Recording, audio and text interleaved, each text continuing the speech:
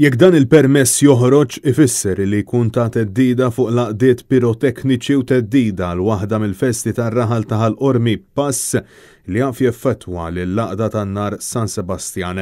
Anke l-appelli li sar f'konferenza tal-aħbarijiet organizzata mill-Kunsilli ta' Ħallu għaw Ħall-Qormi wara li ġiet sottomessa applikazzjoni sabiex razzett abbandonat f'dak li huwa magħruf aħjar bħala wiet il-kbir jinbidel f'imħażen għall-użu industrijali fil-waqt li parti oħra tal-art tinqaleb għall-użu ta' open storage.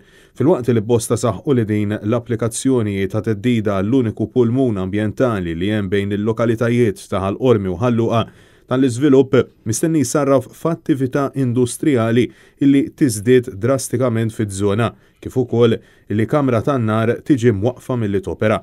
News tkellem mal-President tal-Kamra tan-Nar Redeno Apap illi spjega li l-Kamra tagħhom diġà ċaqilqet darbtejn oħra kważi spiċċaw ħerġin mid-żona ta' Ħall-Qormi. Ma naffordjawx li nkomplu immorru ġo posti ieħor irbot mill-parroċċja u irbot mill-festa.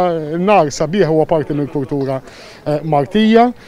In-nar sabiħ jekk inti qiegħed fejn il-Knisja u tara dak l-armar u dik l-atmosfera, in-background tara dak il-murtar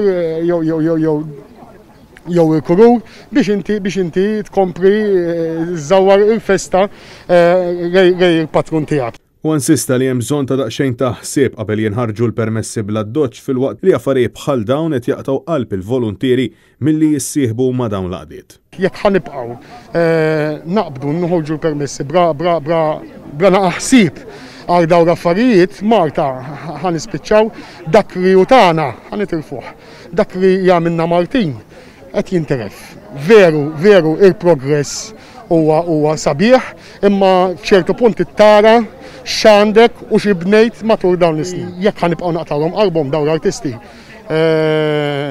ħajkomplu jiġġeneraw n-nies jaqtaw u din il-kultura u din l-arti nsejħilek Maltija ħatintilef kif intilfu ħafna snajja u arti matul iż-żmien. Tkellimna wkoll mal-licensee tal-Kamra tan-Nar Justin Faċċoli li sostna li wara l-kriżi li laqdiet tal-festa kellhom iħabtu wiċċhom fl-aħħar sena kawża tal-pandemija. Din il-problema hija uċieħ ta' ras enormi u nsista li hemm bżonn li xi ħadd jisma' l-karba tagħhom. Tinqala lek problema bħal din li tinqala minn taħt ir-riħ u m'għandniex għalfejn aħna nintaqgħu ma' dawn il-problemi. Jien nippretendi li għandu jkun hemm l-entitajiet li jissalvagwardjaw daw id-delizzi u daw il-kulturi Maltin.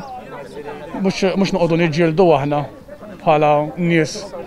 Nippretendi li hemm l-awtoritajiet u jiddefenduna huma. Preżenti għal din il-konferenza tal-aħbarijiet kien hemm fost l-oħrajn kunsillieri rappreżentanti tal-Partit Nazzjonalista.